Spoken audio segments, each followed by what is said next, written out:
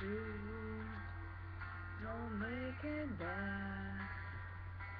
Take a sad song and make it better. Remember to let her into your heart, and you can start to make it better. Hey Jude, don't be afraid, 'cause you were made to go out and get her.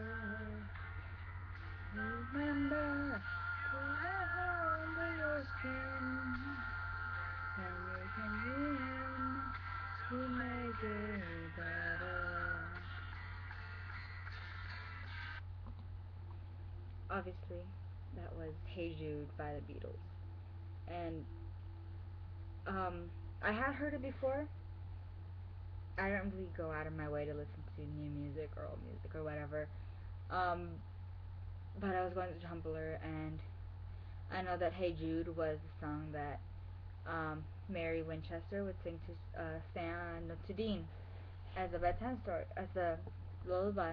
So I thought I'd listen to it again to remind me. I think I first heard the song while I was watching Across the Universe. Well, I probably saw it before, heard it beforehand, but that's what comes to mind. So, hi guys, it's another Sunday here with you guys. Again, I completely and utterly did not plan what I was gonna do. Um, but I do have a few things to show you. So I got some books, and they're completely amazing and supernatural related. The first one is Bobby Singer's Guide to Hunting, and it's cool. It talks about demons, obviously, um, Nishigomaru, the Crushers, has all these things. But it's really sad because apparently Bobby's mind is going. It's like a hunter's version of Alzheimer's. It's weird. I've gotten to the first chapter. Um, but I'm looking forward to it. It's almost like novel style, but you know. The next one is also supernatural related, the mythology of Supernatural, and it's not sponsored by CW or anyone. It's just someone else, but it's really interesting. There's not any pictures, which is making me kind of upset because I love the sigils and stuff, and the languages need pictures. Um, but I've gotten to to chapter 2, and it talks about the arsenal, like the Lesser Key of Solomon, the AMF readers, the Colt. There's actually a guy named Samuel Colt who made guns back in whenever. Um, their holy water. It teaches you how to make holy water with incantation, the prayer. Um, talks about Enochian prophets. It's really interesting. I'm really looking forward to the rest of it. And the next one isn't supernatural related, but it's still pretty cool. It's a textbook called Lies My Teachers Told Me, and then a little everything your American history textbook got wrong. And I love history, and it's small print, but I'm looking forward to reading it. Especially when it tells you what your classes got wrong. Let's see. Um, I went to the movies today. Movie hopped. Totally didn't do that.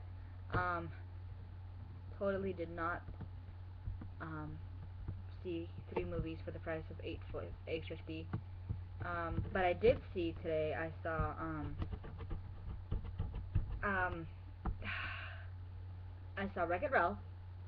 I saw Skyfall, and I watched the last one. What did I watch? What did I watch? Oh, The Life of Pi. They were all really interesting movies. The Life of Pi I wasn't quite sure. I didn't really know if I was gonna like it or not, but it was really interesting. What else? I decorated my room. As you can see, there's Christmas lights everywhere, so that you can see. It's pretty bright. Except obviously I still need that for my camera. What else? I'm only 5 minutes in. I don't really have much to update you on, other than my big essay got done. Hallelujah. And I just have to revise it. It's due in 2 weeks. Tomorrow I have to take care of club. But I decided I know what I'm gonna do for the next couple of clubs, um, video things. Um, I'm going to be reading to you guys from a one of my favorite books as a kid called Princess Academy by Shannon Hale. It's a really good book. I loved it when I was little. Um, Hopefully you guys will like it too. So here it goes. Um, Princess Academy by Shannon Hale. Chapter 1. The east says it's dawn. My mouth speaks a yawn. My bed clings to me and begs me to stay.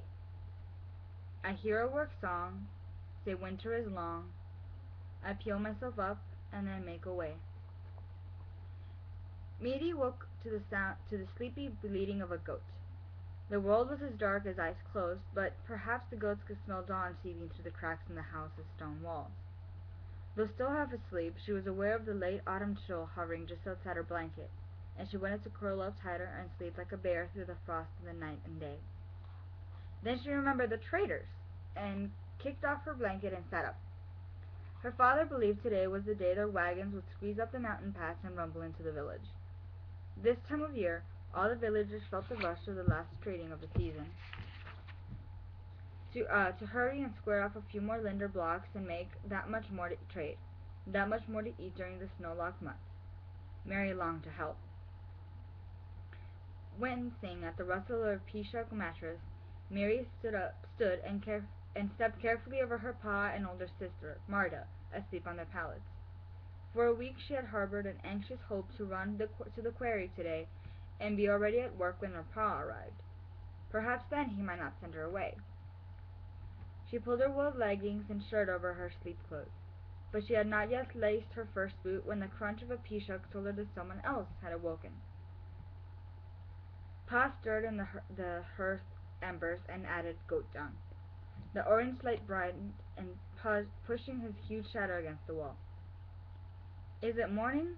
Marta leaned up on one arm and squinted at the firelight. "Just for me," said their father. He looked to where Mary stood, frozen, one foot in her booth, her hands on the laces. "No," was all he said. "Pa," Mary stuffed her other foot in its boot and went to him, laces trailing to the dirt floor. She kept her voice casual, as though the idea had just occurred to her. "I thought that with the accidents and bad weather lately, you could use my help, just until the traders come." Pa did not say no again, but she could see by the concentrated way he pulled on his boots that he meant it. From outside wafted one of the chanting songs a worker sang as they walked to the quarry. "I hear a work song say winter is long." The sound came closer, and with an insistence that it was time to join in. Hurry, hurry, before the workers passed by, before snow encased the mountains and fed winter. The sound made Mary's heart feel squeezed between two stones. It was a unifying song, and one that she was not invited to join. Embarrassed to have shown she wanted to go, Mary shrugged and said, "Oh well." She grabbed the last onion from a barrel, cut off a slice of brown goat cheese, handed the food to her father as he opened the door. "Thank you, my flower. If the traders come today, make me proud." He kissed the top of her head and was singing with the others before he reached them. Her throat burned. She would make him proud. Marta helped Mary do the inside chores, sweeping the hearth and blanking the coals, laying the fresh goat dung out to dry, adding more water to the salt pork soaking for dinner. As Marta sang, Mary chatted about nothing, never mentioning their pa's refusal to let her work. But gloom hung heavy on her like wet clothes, and she wanted to laugh and shake it off. "Last week I was passing by Benda's house," said Mary, "and her ancient grandfather was sitting outside. I was watching him, amazed that he didn't seem bothered by a fly that was buzzing around his face, when, smack! He squashed it right against his mouth. Marta cringed. "But, Marta, he left it there," said Mary. "This dead fly stuck just under his nose, and when he saw me he said, 'Good evening, miss,' and the fly—" Mary's stomach cramped from trying to keep from speaking through a laugh. "The fly wobbled when he moved his mouth, and just then its little crushed wing lifted straight up, as if it were waving hello to me too." Marta always said she could not resist Mary's low, throaty laugh, and defied the mountain itself not to rumble as well. But Mary liked her sister's laugh better than a belly full of soup.